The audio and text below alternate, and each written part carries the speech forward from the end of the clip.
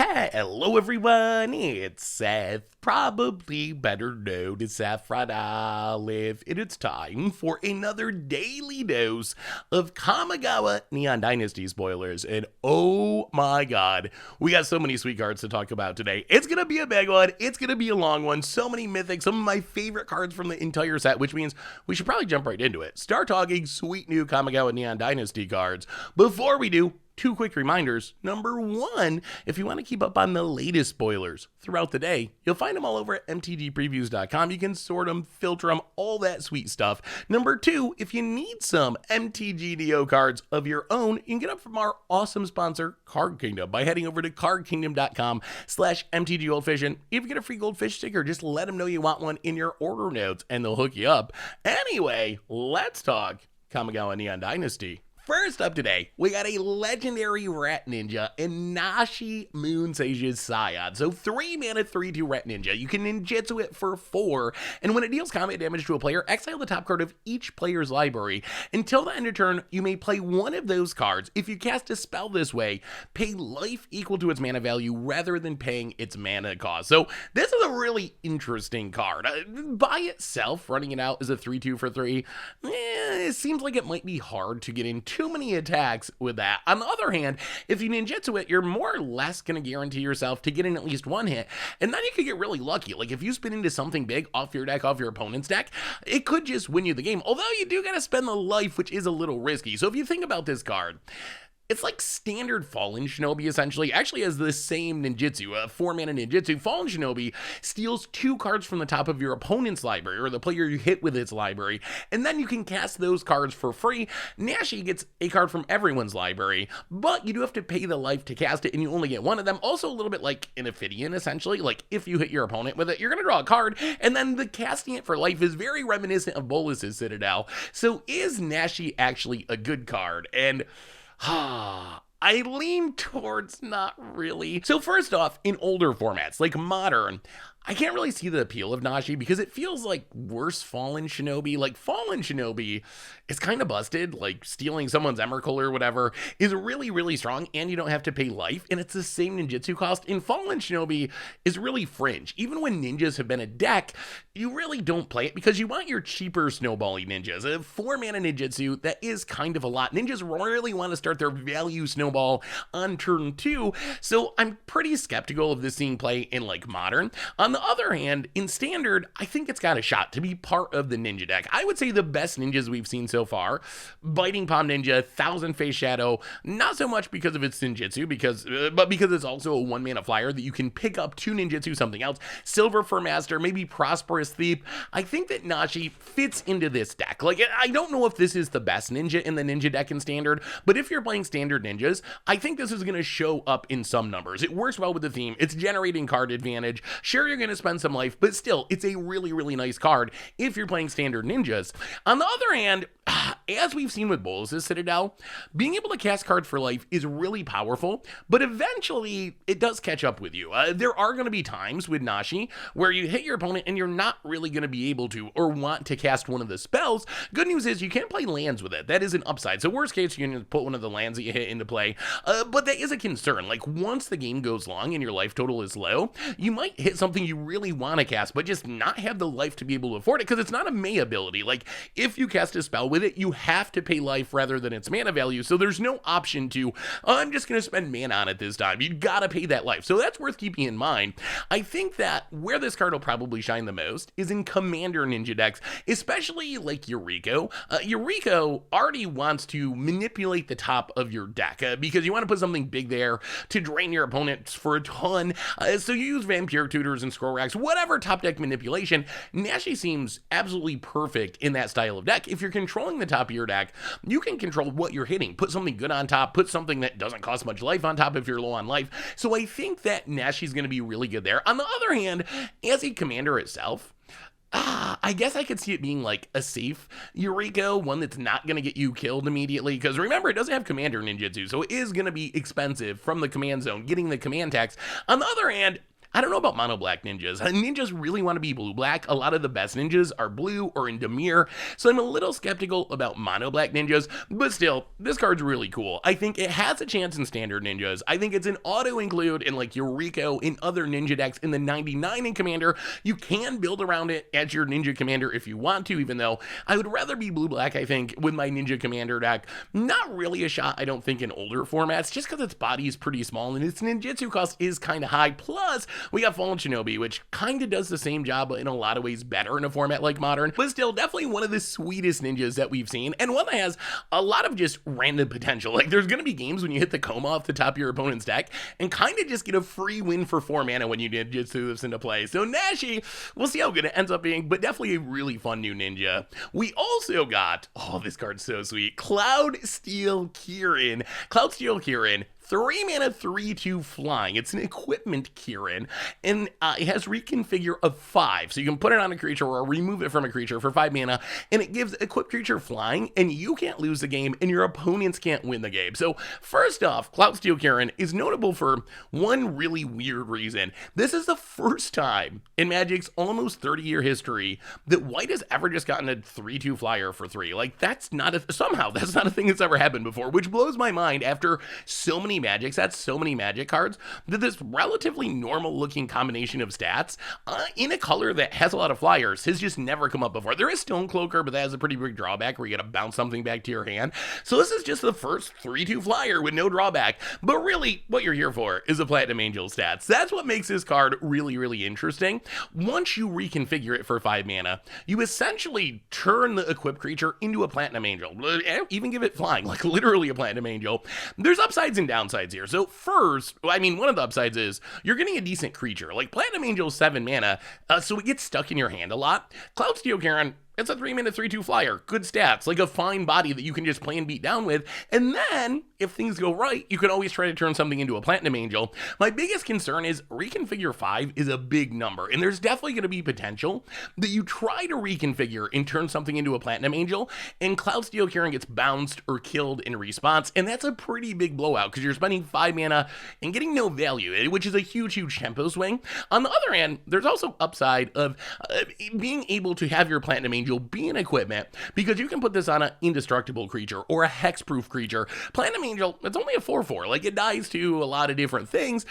Being on a hexproof creature, indestructible creature, whatever, that definitely increases the odds, I think, that your Platinum Angel is going to stick around. So it's a really, really interesting card to build around. I think one of the reasons I'm high on this card potentially seeing play is, as I mentioned before, a 3/2 flyer is fine. Like, you could just run this in a white weenie deck in standard. Like, Elite Spellbinder is a 3/1 flyer with upside, sees a ton of play. It's a standard staple. Cloudsteel Kirin, it's a 3/2 flyer with upside of turning something into a Platinum Angel. So I don't see why you couldn't just play this in white weenie in standard, or a Collected Company deck in Modern or Historic. And then it's also tutorable by Stoneforge Mystic. And one of the things I like about tutoring this up is you can just cast it. Like, you cast your Stoneforge, you can tutor it up. The next turn, you don't have to use your Stoneforge to put it into play. You can just run this out as a normal creature if you want to. It's right on curve.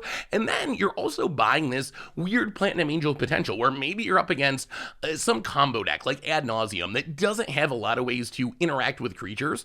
This would be a surprisingly good answer. If you can get it reconfigured, it's probably going to stick around and your opponent's combo is not going to win the game. So Cloudsteel Kirin, I love this card. Platinum Angel's a really cool effect, and this is a really cool twist on it.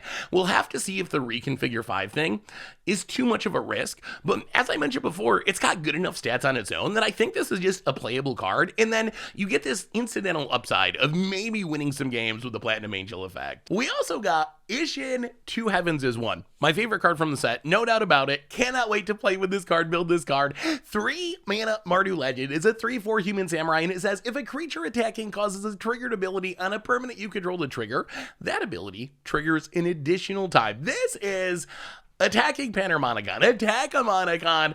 I've been playing a lot of aggro decks lately, or more aggro decks in Commander lately. I've been wanting to play Wolfgar forever, but they didn't put it on Magic Online. Isshin is just better Wolfgar. It's cheaper, it is more flexible, it's in more colors. This is the Commander that I want to build first. Like, this card is so amazingly sweet. I love Attackamonicon effects. I love things that double up, and this does it in a really cool, aggressive way. So as far as standard is concerned, there are shenanigans here, and it does have a pretty fine body. Mardu is some strict color requirements, but still, imagine double triggering Velomachus, Goldspan Dragon for 2 treasures, Drana, Blood Vial, Purveyor. Like, there's plenty of things with attack triggers that we have in Standard to build a deck around this, and I will build a deck around this in Standard, because it just looks so much fun, and it's a Rock's War Monk, essentially. Like, a 3-mana 3/4, that's a fine body. Like, that's a reasonable thing to have on the battlefield. It's not like some 1/1 or something that's just gonna die or be useless. Those are fine stats. So I think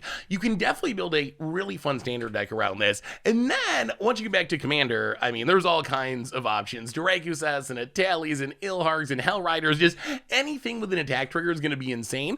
Also, remember, this triggers any permanent. So anything attacking that triggers a ability on a permanent is going to trigger twice. So this means your Cavalcade of Calamity double triggers. Your Argentum Armor, you're going to blow up 2 things. So there's more flexibility there, but there's even more flexibility. You might be thinking, wait, this is just a Wolfgar, but it's not exactly a Wolfgar. It's even better than Wolfgar. If you read these 2 cards carefully, Wolfgar says, if a creature you control attacking would trigger an ability, blah, blah, blah, blah, blah, trigger it a second time. Isshin just says, if a creature attacking triggers an ability on a permanent you control, this means your opponent's creatures attacking can trigger your permanents and double trigger them, which actually opens up some weird shenanigans. Like, I think the most common way to build Isshin is going to be to play things with attack triggers, like we've been talking about, but you can build a very, very different style deck, which is essentially like a Isshin stacks deck almost, where you're not really trying to attack, but you're trying to punish your opponent for attacking. Like, look at Revenge of Ravens. 4-mana enchantment says, when a creature attacks you or a planeswalker you control,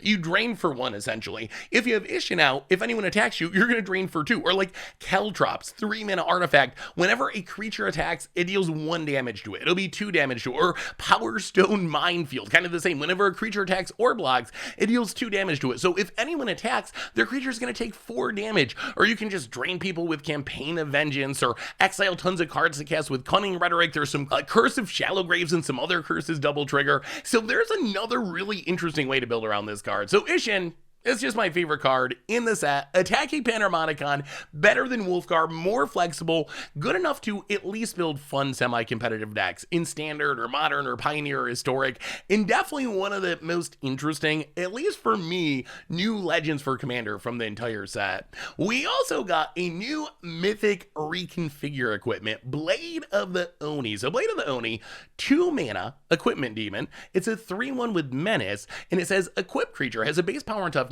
of 5/5, has Menace, and is a black demon in addition to its other colors and types, and you can reconfigure it, so attach it or unattach it, for 4 mana. So Blade of the Oni, this is a card that to me feels like Wizards basically designed for 60 card constructed. We've had a lot of cards where like, okay, like, yeah, we can play it in Standard or Modern or wherever, but you know, it's really a Commander card. This is the opposite. Like, you could play it in a Commander deck if you want to, but this card is really going to shine, if it does, in a format like Standard. So when you think about this card, a 2 mana 3/1 with Menace, that's already a fine creature in an aggro deck. Like, 3 power is good. Menace means it's probably going to get in some hits early in the game. So if you're playing some sort of aggro deck, this is already just a fine creature on its own. I wouldn't say busted or anything, but it's good enough that you can play it in your deck, similar to these other options. And then later in the game, you essentially get to upgrade an Eye Twitch or a Shambling Ghast or whatever into a 5/5 with Menace, like turning it into a Lovestruck Beast or whatever. So you get some flexibility later in the game, where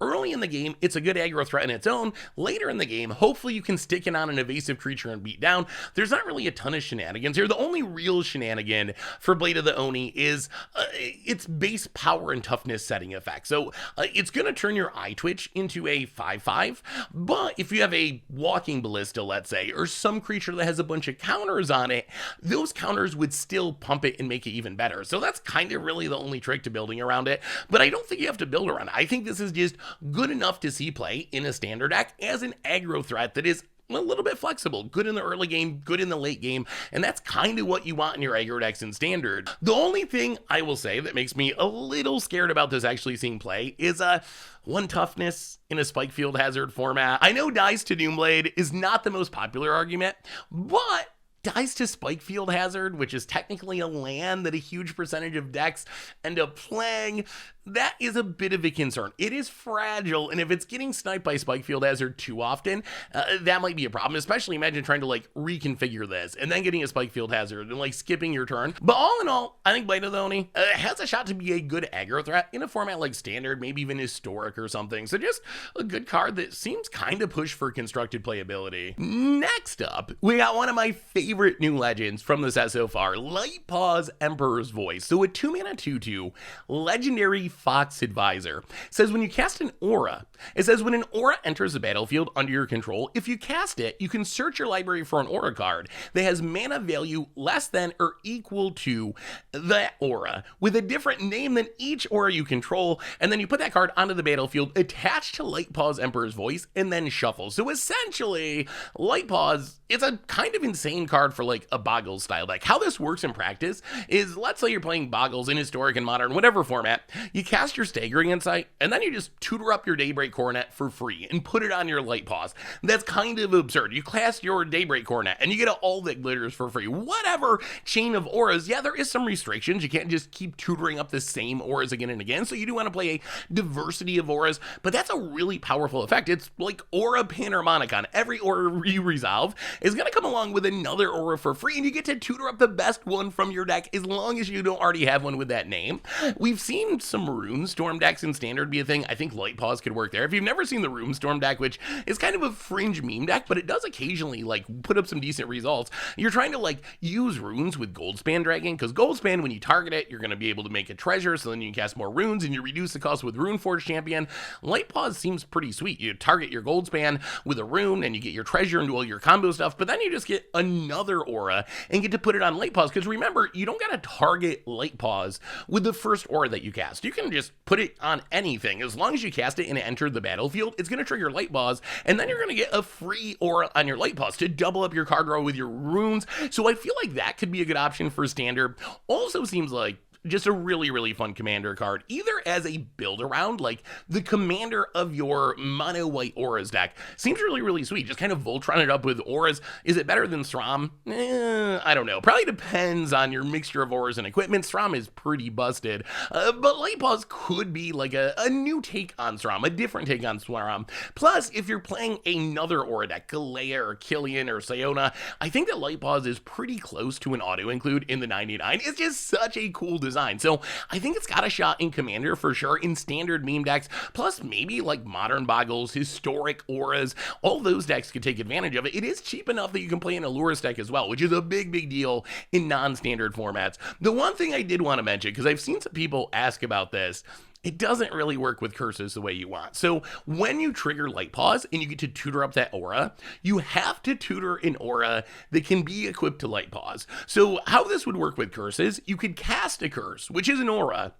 and when it enters the battlefield, that would trigger Light-Paws, and you'd be able to grab a Rancor or whatever, a rune, whatever random aura that you can put on Light-Paws. But it doesn't work the other way. You can't cast a Curse of Misfortune and tutor up a Curse of Exhaustion, because even though Curse of Exhaustion is technically an aura, it can't go on Light-Paws. So keep that in mind. Doesn't really work with curses, but if you just want to go Boggle style, go Voltron style, cast a bunch of auras, Light-Paws seems like a really sweet build around from Standard all the way back through Modern, and definitely in Commander as well, either as the commander of your deck or in the 99. We also got, one of my favorite vehicles. Wizards has made it a long time. The story of vehicles is kind of funny. If you look at the history of vehicles, we first got them in Kaladesh, and they were busted. That's when we got Heart of Kirin and Smuggler's Copter and Sky Sovereign. Like, vehicles were super, super pushed. Probably too pushed, to the point where like Smuggler's Copter was being banned in various formats, banned in Standard. Heart of Kirin was like one of the best cards in Standard. So Wizards, they went a little bit too far, and then they massively overcorrected. The vehicles that came next were really, really bad, like unplayable. You wouldn't even consider playing them in a constructed format bad. So we went from like insane vehicles to really, really bad vehicles. Now I feel like it's been long enough that Wizards has found the balance, and we see that with Reckoner, Bankbuster. Vehicles are improving, and I I think they're at a level where they're going to be really good and playable, but not necessarily broken. So if you think about Reckoner Bankbuster, 2-mana 4/4 vehicle, it's a crew cost of 3. It enters the battlefield with 3 charge counters on it. You can pay 2 to remove a charge counter from it, to draw a card, and then if there's no charge counters on it, you create a treasure token and a 1/1 pilot token that crews as though its power was 2 greater, so big enough to crew your Reckoner Bankbuster. So this is a vehicle that is essentially also a Maze Mindstone. Like, think of this as a ground version of Heart of Kirin, a 4/4 with a crew cost of 3 for 2.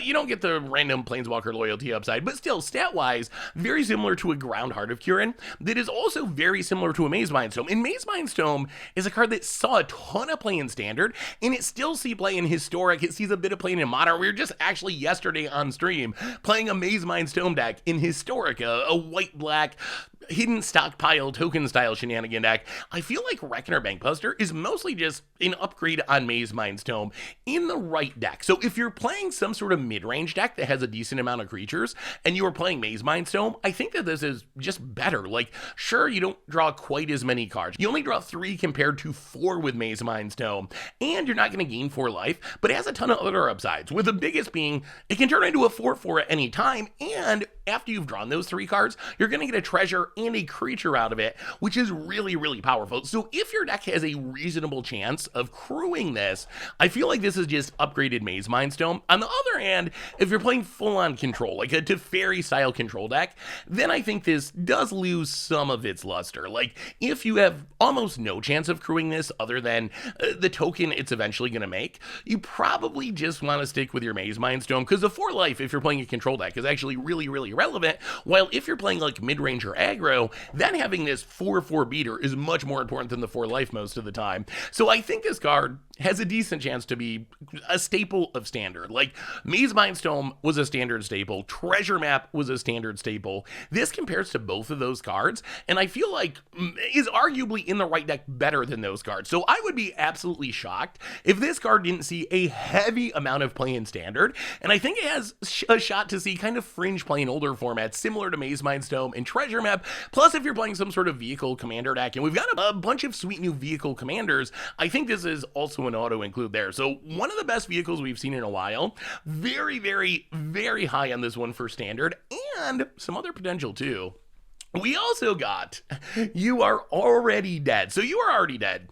The card itself is pretty bad. 1 black mana, instant, destroy target creature that was dealt damage this turn, draw a card. In general, effects that only destroy things that were dealt damage have not been very playable throughout Magic's history. This one does have a lot of text on it, like draw a card is an upside, all that stuff. Still not convinced that's going to be good enough to get there in any format. On the other hand, this card does serve one very important purpose, in that it replaces Abandon Hope as the troll / send a message card to name with your Meddling Mage Pithing Needle. If you've ever played Magic Online or Magic Arena, you know when you cast a Pithing Needle, you gotta name a card. Even if you don't really have anything you want to name, you got to. That's just how the card works. So one of the tricks is, if you have a Pithing Needle or a Meddling Mage, and you already kind of got the game locked up, you want to try to name a card that kind of sends a message to your opponent. A little light fun trolling. Traditionally, Abandon Hope is the best option. Like, you're telling your opponent to abandon hope, but I think that You're Already Dead just is way funnier, way better. So I don't think this card is actually going to see play anywhere, but the fact that it exists, really, really big deal for Pithing Needle trolling, which is obviously what I really care about anyway. Next up, we got our Black March, March of Wretched Souls. All these marches have spectacular art, by the way. 1 black and X, instant, as an additional cost, you can exile black cards to reduce the cost by 2, deals X damage to target creature, planeswalker, you gain X life. I think this card is pretty reasonable. It compares to like Battle at the Bridge, Erebos' Intervention, these black X spells that also gain you life. The upside of March of the Wretched, I guess, is twofold. One is you can exile cards to reduce its cost. I don't know how often you're going to want to do it, but there's going to be times when you're desperate, you need some extra life, you need to kill a bigger thing, and you do it. The bigger upside is it can hit planeswalkers as well, which is something neither Erebos' Intervention or Battle at the Bridge can do. So I think March of Wretched Souls compares pretty well to two cards that saw some amount of play when they were in Standard. I think this will as well. Being able to snag a Planeswalker is a really nice upside. I could see this being an option for some of the Orzhov controls, the Golgari control, mono black control decks we've seen running around. Seems like a really nice option for your control deck to play against an aggro deck, probably out of the sideboard. Don't think it shows up in the main deck because it's a little bit inefficient. Like, to kill an X1, you gotta pay 2 mana. To kill an X2, you gotta pay 3 mana. So it does scale pretty slowly, but the life gain is a nice buffer, which I think gives this card a shot, as is the fact that you can reduce the cost. So I don't think this card is insane or anything. Don't expect it to really show up in non-standard formats, but in standard, I think it's a good sideboard option. We also got a new Orzhov mythic, Spirit Sister's Call. So 5 mana Orzhov enchantment. It says, beginning your end step, choose target permanent card in your graveyard. You can sack a permanent that shares a card type with it. So if you choose an enchantment, sack an enchantment, whatever. If you do, return the chosen card from your graveyard to the battlefield, and it gains if this permanent would leave the battlefield, exile it instead of putting it anywhere. This card, oh my goodness, is so sweet. It just seems like such an amazingly fun card to play. Being able to repeatedly reanimate any permanent is just like such an awesome value play. So as far as comparisons, it's kind of repeatable Obsidat's Aid with the sacrifice shenanigans thrown in, which can be an upside. You can like play a Muldrifter, sack the Muldrifter to get back another creature, get the Muldrifter in your graveyard, then next turn sack something else to get back the Muldrifter. Also reminds me a little bit of Enigmatic Incarnation. Maybe that's a weird comparison, but the triggering on your end step enchantment thing and the ability to grind out repeatable value by sacking things to theoretically get better things does remind me a little bit of Enigmatic Incarnation, which is a card that we've seen see play all the way back to Modern to some extent in Fringe decks. So I actually think Spirit Sister's Call has potential to be just a spectacularly fun build around in a really powerful card. In Standard, sacking Sagas to get back more Sagas seems really good, especially with like Binding the Old Gods. You don't really care about the last lore counter that much anyway, so you play it, get the 2 important lore counters, then you sack it and get back at Elspeth Conquers Death to kill something else, and then you can sack the Elspeth Conquers Death to get back to Binding the Old Gods, and then sure, the Elspeth Conquers Death is gonna be exiled, but that's fine. Or sacking a Eye Twitch to get back a Dreadfast Demon, or a Lulf when it gets low on loyalty to get back his Sorin. There's so many shenanigans here. The card just seems like a blast to play. The only downside, especially in 60 card formats, is there's a lot of good graveyard hate. This is where the comparison to Enigmatic Incarnation kind of falls apart. Enigmatic Incarnation is much harder to hate on.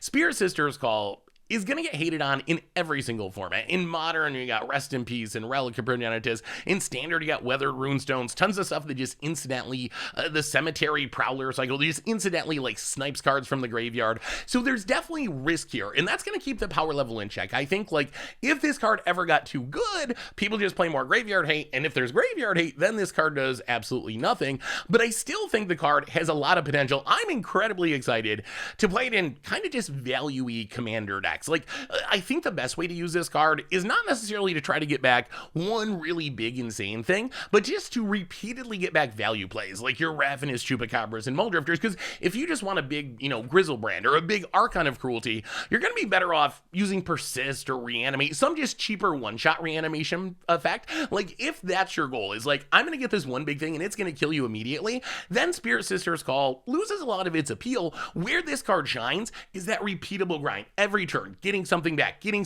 eventually building an overwhelming advantage. And that's just exactly how I love to play Magic in general, especially in Commander, but in other formats too, just so much value. The other thing I want to mention about this card is there are some shenanigans here. So the last ability on it, if the permanent would leave the battlefield, it goes into exile instead of putting anywhere else. There's actually a weird trick to get around this. If you've ever seen the Obsidat's Vengeance deck that we've played in Modern, where the goal is to reanimate Obsidat with Goryo's Vengeance, normally Goryo's Vengeance exiles the permanent at the end of turn. Obsidat can exile itself though, so if you stack your triggers properly, you can Goryo's Vengeance back Obsidat, exile Obsidat to Obsidat's ability. Since it's going to exile anyway, that's fine. And then you get back your Obsidat and it's a real creature. You can kind of do the same thing with Spirit Sister's Call. Let's say you get back, whatever, let's go with Obsidat since we already have it here. But let's say you get back an Obsidat with Spirit Sister's Call. If you ephemerate the Obsidat, Spirit Sister's Call would say, okay, you got to put this to exile because it's leaving the battlefield. However, it's already going to exile. So your ephemerate exile can kind of overwhelm the Spirit Sister's Call exile, so then you'll just get your creature back. Same with Ghostly Flicker, any other Blink style effects. In Standard, you have like Teleportation Circle to make your creatures real creatures again instead of the leave the graveyard, instead of going to exile, and then that allows you to start looping the same creatures. Like then you can have your Muldrifter, your Ravenous Chupacabra, and if you can blink them in between, then you're getting even more value, and the same key creatures can keep going in and out of the graveyard. So keep that in mind. There are some blink shenanigans to get around losing your creatures forever, but I love this card. One of my favorite cards from the set. I think it's good enough to see play and build around in formats like Standard. Like if Enigmatic Incarnation, with all of its restrictions, can do it, I think this can too. Just keep in mind graveyard hate is a thing, so if it ever gets too good, it will get hated out in basically any format, but this card just seems ridiculously fun to play. We also got Hinata, Crown of Dawn, a new Jeskai legend, a Spirit Kirin. It's a 4-mana 4/4 with Flying and Trample, and it says spells you cast cost 1 less to cast for each of their targets, and spells your opponents cast cost 1 more to cast for each of their targets. So as far as Standard is concerned, I don't think this is really designed to be a Standard card, even though it can do some things there. Like Crackle with Power can target a bunch of different things. This will reduce the cost, make it a lot easier to burn your opponent out of the game. Magma Opus is kind of one of the most hilarious. Magma Opus, it deals 4 damage divided as you choose among any number of targets, plus you get to tap 2 target permanents. So that is 6 total targets. If you split that up between 6 things, with a Hinata out, you can actually cast Magma Opus for 2 mana. 2 mana, which is kind of insane. You still get the 4/4, you still draw a card. Sure, the damage is split up awkwardly, but that's still really, really strong. And that's what you're really looking for with Hinata. I don't know, maybe Magma Opus Hinata will be a thing in Standard, but really, that same style of cards that can target multiple things, is what you're looking for in older formats in Commander as well. Combos really well with the Strive mechanic. Strive, the whole mechanic is you can target more things as long as you pay more. Launch the Fleets might be the best example. 1 mana sorcery. Until end of turn, any number of target creatures each gain. Whenever this creature attacks, put a 1/1 white soldier creature token onto the battlefield tapped and attacking. And then Strive lets you cast it and target more things for 1 generic mana. Well, if you have a Hinata out, you can cast this for 1 mana and literally target every single creature on the battlefield. Single mana, target all your stuff, double it up, getting all those tokens when you attack, or if you got some, I don't know, weird shenanigans for just wanting to target things, that would work there as well. Also make stuff like Solidarity of Heroes or Call the Copper Coats much, much cheaper. Rather than paying 2 mana for each target, you pay 1 mana for each target with Hinata. Maybe the easiest combos though are just these X spells that can target a bunch of things, like Meteor Blast. 3 red and X, deals 4 damage to each of X target creatures or players. Well, with Hinata out, you just pay 3 mana, and then the X is essentially going to be free. You can target every single creature or player that you want to. 4 damage to each of them for just 3 mana, or like buy 4s. 1 red and X, destroy X target artifacts. With Hinata out, it's pay 1 and destroy as many artifacts as you want. Same with Heliod's Intervention, pay 2, blow up everything. Or Fireballs, glimpse the Sun God to tap everything. Aurelia's Fury. So I think these are the kind of cards you're looking for. And I gotta say, looks like a really fun build around for Commander in specific. I would be very, very surprised if Hinata was a real Standard card, even though the Magma Opus thing is kind of intriguing. In older formats, I think it's probably going to be too slow unless there's some like win the game combo that I haven't found yet. But in Commander, this is one of my favorite styles of Commanders. What I want to see from Wizards making Commanders is not just like more busted things that are stronger than everything else. I want to see unique things that make weird cards that I won't play in any other deck playable. And Hinata does exactly that with all these weird target a bunch of things spells that we were just talking about. So I love this card, and it's high on my list of Commanders to build around once a new set comes out. We also got our final Dragon Spirit, our green Dragon Spirit, Kura the Boundless Sky. So 5 mana 4/4, flying Death Touch. When it dies, you get to choose either search your library for up to 3 lands, reveal them, put them in your hand, then shuffle, or create an XX green spirit creature token where X is the number of lands you control. So this card, I actually think can be very, very strong. Specifically that token making ability, I think makes this card very powerful in Standard. The land ability opens up some other shenanigans too. If you think about what this card is, it's a 5 mana 4/4 flyer. that essentially gives you the fully powered mode of Nissa's Triumph when it dies, searching for 3 lands, any 3 lands. It doesn't say basic lands, any 3 lands, and putting them into your hand, or you get essentially Leyline Invocation, making this token power and toughness equal to the number of lands you control. Although it is worth mentioning, this is a little different than something like Wrenn 7. Wrenn 7 makes a token that has an ability that makes its power and toughness equal to the number of lands you control. So how it's different is with Wrenn 7's token, as you make more land drops, the token's gonna grow. Kura is more like Leyline Invocation, where it's gonna make a token with its power and toughness being set at the number of lands you control when its ability resolves. So it's not gonna grow throughout the game, but still, presumably, if you played a Kura and it died, worst case, you'd be making a 5/5. And later in the game, it could be even bigger, especially if you're some sort of ramp deck, which is really powerful. Like a 5-mana 4/4 that leaves behind a big token when it dies, that by itself feels like a constructed playable card. So one of the exciting aspects to Kura is, even though I don't think it's very good in Standard, in a format like Commander, being able to find 3 non-basic lands, even if they're going into your hand rather than on the battlefield, does all kinds of powerful things. Like this finds Cabal Coffer's Urborg for tons of mana. It can assemble Tron. You can find Dark Death's Thespian Sage. So keep in mind, hitting non-basic lands is a really massive upside. That is huge, huge, huge. In Standard, I don't think we have any super busted non-basic lands to find. I guess maybe the new channel lands could do some things in Standard. Getting 3 of those seems pretty good because you're getting spell effects. Can't find MDFCs because they're technically not lands in your library. But in a Commander deck, I think that mode's pretty good. In Standard, the reason I'm high on this one, and I rank it in the top tier of dragons, is it replaces itself. That's what I want to see out of these dragons. Just like Ao or Junji, when it dies, you get another creature. So you get a 4/4 for 5 to start. When it dies, you're at least getting, most likely, unless you have some mana dorks or something weird, a 5/5 ground creature. If later in the game, it could be a 6/6 or a 10/10.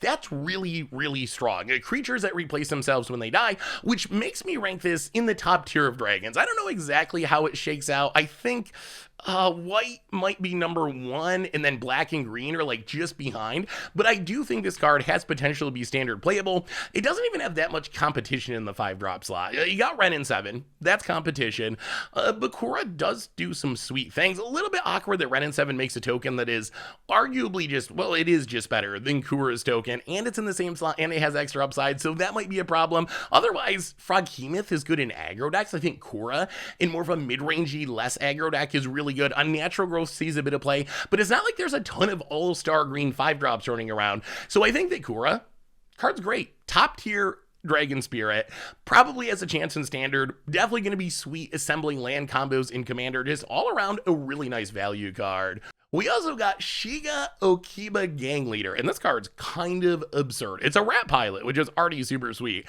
3 mana Orzhov Legend. It's a 4/3 for 3, and then it says at the beginning of combat on your turn, return target vehicle card from your graveyard to the battlefield. It gains haste. Return it to your hand at the beginning of the next end step. So this just reanimates a vehicle for free, and because it has 4 power, you can probably crew just about any vehicle it can get back. It reminds me a little bit of Fleet Wheel Cruiser. How Fleet Wheel Cruiser doesn't look like the strongest vehicle, but the fact that it would just come down with haste and it crewed itself for a turn and just smashed you actually made it pretty good in Standard in its era. I think Shiga kind of does the same thing with any vehicle in your graveyard. You get it back, you crew it, you smash your opponent, get in that damage. Sure, it bounces back to your hand, but that is fine. So as far as building around this, there's plenty of options. You can just play it with the good vehicles. Like, you're going to be perfectly fine getting back a Weatherlight, a Heart of Kirin, a Smuggler's Copter. Like, that is super solid. And then, if you want to go even deeper, getting back vehicles with ETB triggers gets even more bonkers. Like, Surge Hacker Mech to kill something, and then you crew it and smash your opponent, and then it bounces back to your hand, so next turn you cast it again and kill something else. Or Sky Sovereign coming down, sniping something, attacking, sniping something, Azeka's Chariot for more cats. So I think that Shiga is kind of absurd. Plus, remember, this is a 3 mana 4/3. That's not something Orzhov gets. Like, this is Garruk's Harbinger, Primal Adversary, Bone Crusher Giant stats, like constructed staple level stats. In Orzhov in specific, it does not get creatures of that power. So this is just a really strong body on its own that also has all this upside in a vehicle deck, and it's a really fun commander. Before Kamigawa and Dynasty, the only real vehicle commander was DePaula. Now we got Kotori coming in the pre-con decks. Now we got Shiga. So now there's a whole bunch of different color possibilities for your commander vehicle deck. And I actually think Shiga it might just be one of the strongest of the bunch. Like, it is really, really powerful. Your stuff's gonna die. There's gonna be, you know, Vandal Blast killing your artifacts. Artifacts are very fragile in Commander, so this is gonna get them back and just do all kinds of powerful things. So Shiga, I mean, if there's enough good vehicles in Standard, this card feels very Standard playable. Its stats are Standard playable. Its ability is really powerful in the right deck. I think this could be one of the stronger cards that we've seen from Kamigawa Neon Dynasty so far. Plus, really sweet Commander build around. Finally today, lower rarity lightning round. There's a ton of lower rarity cards. It's already been a long video, so I'm not going to go over all these. Many of them are just limited only fodder, but there are a few relevant for Constructed that I want to mention really briefly. So starting with Discover the Impossible, 3-mana instant. Look at the top 5 cards of your library, exile one of them face down, put the rest on the bottom of your library in a random order, and you can cast the exiled card without paying its mana cost if it's an instant spell with mana value 2 or less. Otherwise, it goes into your hand.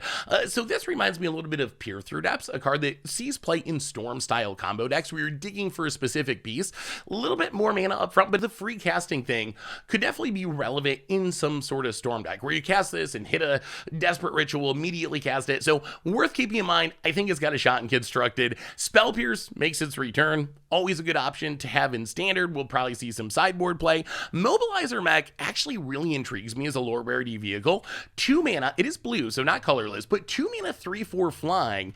It has a crew cost of 3, but when it becomes crewed, you essentially get to crew another vehicle for free. It turns a vehicle into an artifact creature until end of turn, so you get double crew value. If there is a vehicle deck in Standard, I think this will be part of it. The double crewing thing is good, and a 3/4 flyer for 2 is actually pretty legitimate stat, so worth keeping in mind for vehicle decks in specific.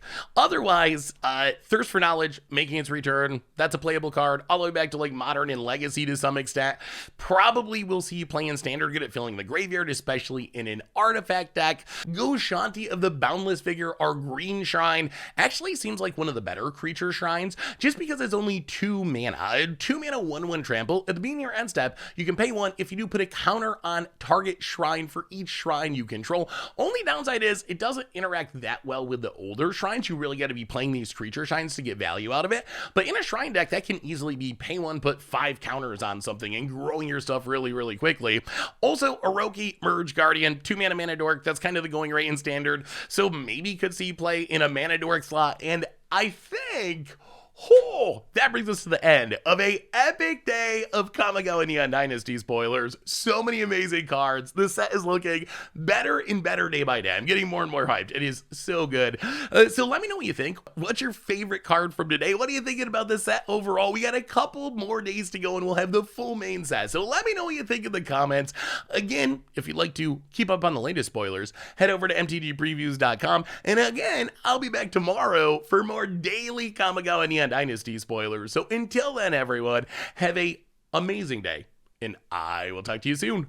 Looking for even more spoiler coverage? Well, we do a daily spoiler video every single day during spoiler season, so you can check out the last couple right over here and here.